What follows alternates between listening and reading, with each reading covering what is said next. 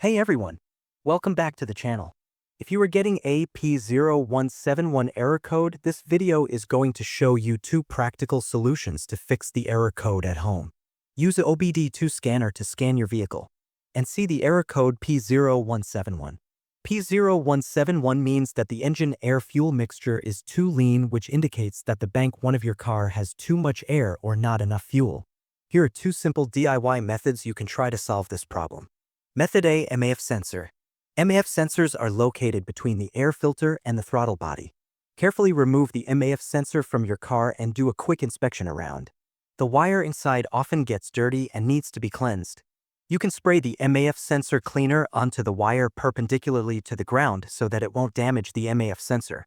Reinstall the MAF sensor back in the car after it gets dry. Method B. Oxygen sensor.